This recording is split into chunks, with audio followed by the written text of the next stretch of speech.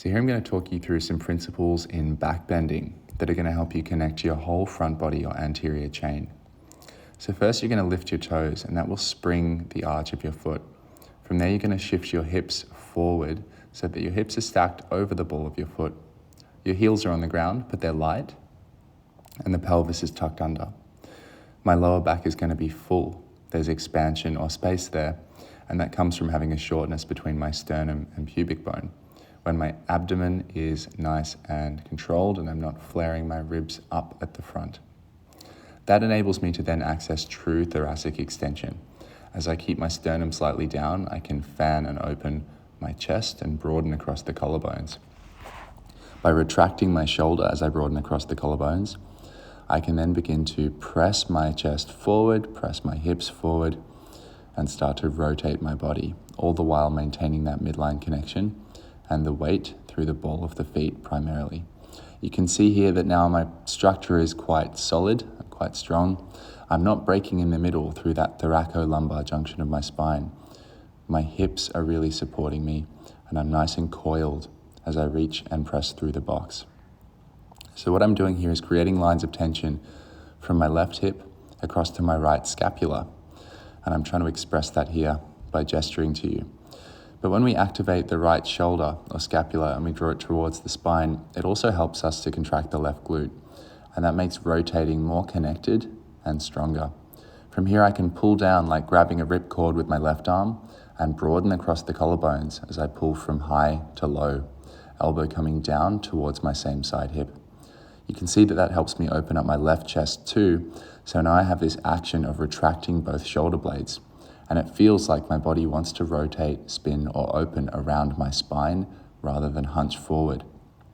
So this is a really good position if you want to be throwing, or if you want to be lowering down into a bridge rotation, opening up the chest, mobilizing the front body, freeing up all of those tight sitting muscles.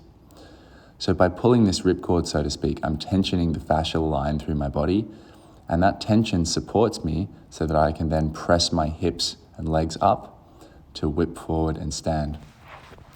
So this is an upward motion, not a forward motion. I'm working on elongating from the feet all the way to the fingertips on the box and keeping a nice tall chest through the sky. Whoop, up.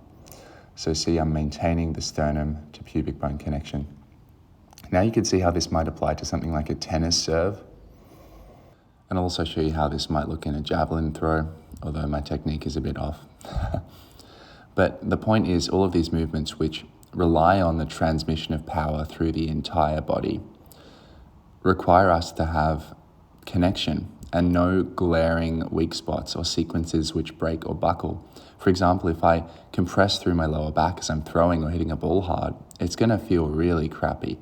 I'm not going to be able to whip through the power of each segment of my spine because I'm going to be dumping into particular areas, wearing out the connective tissue between particular discs or an area of my hip or knee. Really, it doesn't matter where the weak link is. The purpose of having this tensegrity or this elastic structure through the whole body is to connect all the pieces. But starting in the midsection is a good idea because so much of our mass is right in that midsection. And if our lower back and T-spine are out of whack and we're not able to kind of tension and pressurize and align through there, then it's very unlikely that our lower and upper body can really talk to each other in creating force.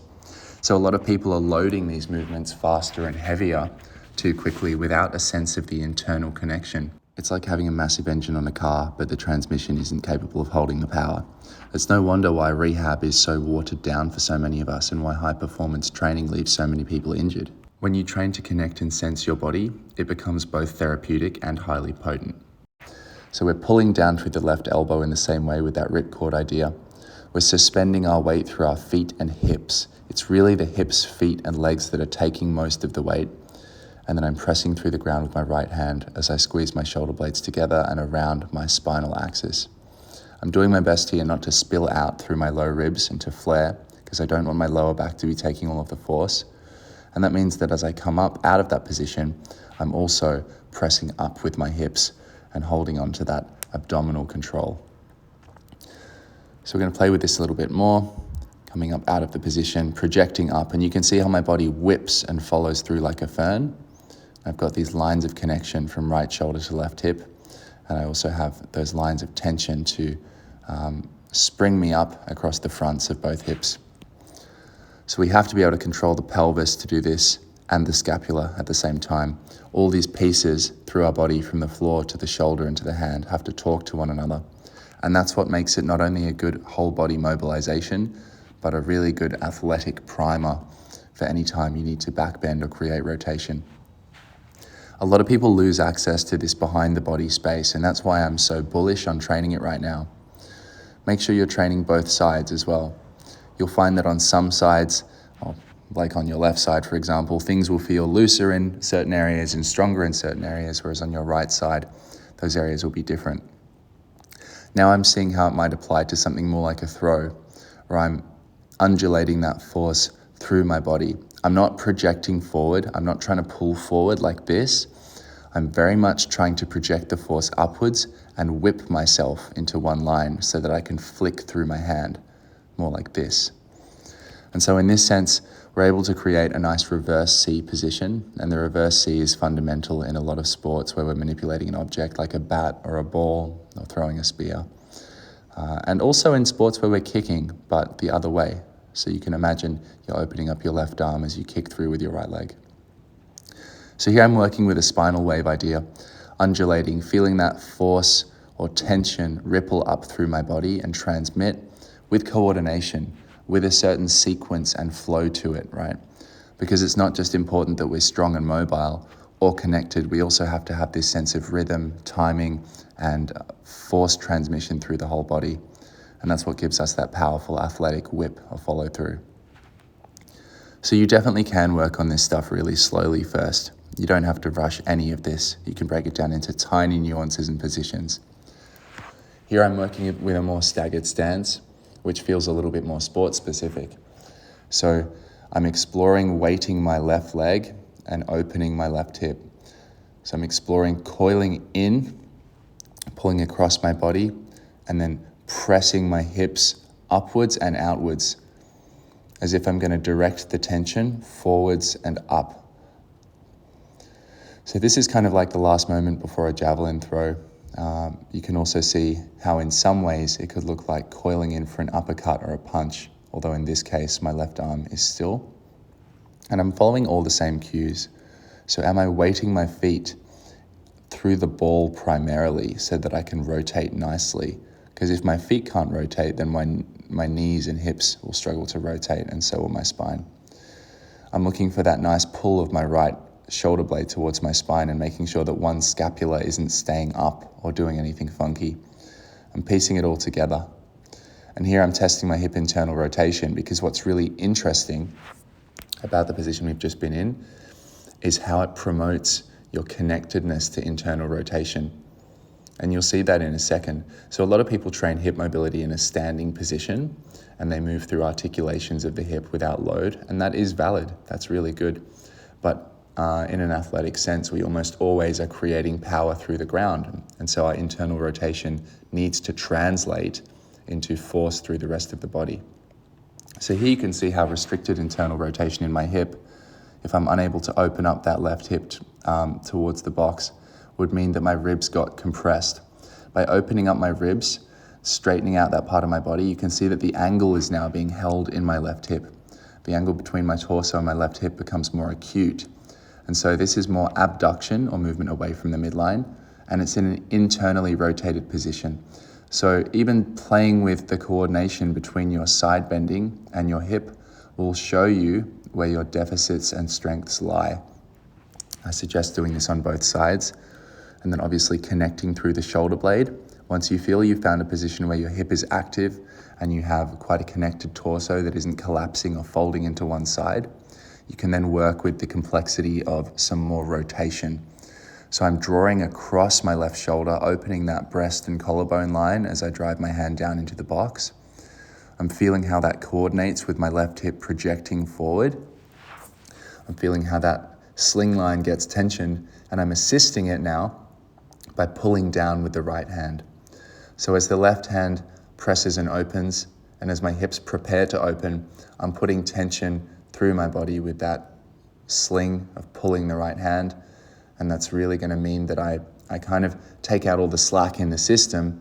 And then when I want to stand up or if I want to rotate, I have a lot of support through these tension lines through my body. So let's not get too lost in dogmatic ideas of alignment, and let's focus more on which parts of our body feel connected and supported when we're training. So here I'm exploring how this could transition into something like a cartwheel, like if I was coming out of a cartwheel, or even if my base leg was my left and I was going to kick with my right. There are so many applications of this type of connectedness and this kind of body awareness. We really are working with principles of stability through the spine, mobilization of the shoulders and T-spine, stability of the lumbar, and movement through the hips. By getting in touch with all of the parts from feet to fingertips, anything that we want to do, we'll have a kinesthetic map for. So we'll be familiar with the way we rotate and move through our body, and we'll know how to find that connectedness in new skills, thereby being able to learn them much, much more quickly.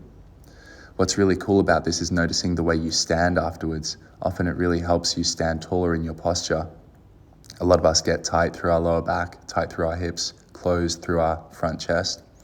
And this stuff really encourages you to do the opposite by using that back bend as your resistance to train against or to train with.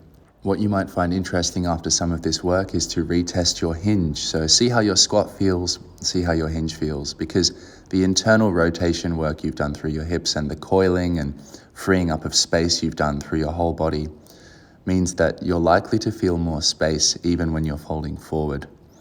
What I'm doing here is pressing through the ball of my feet a little bit more than my heels because that feels sprung for me. And I want to feel sprung and connected and coiled through my whole body rather than just stacked. So my heels are light. That frees me up to be able to rotate a bit more through my feet and feel how my arches connect to my calves, which connect to my hips and so on.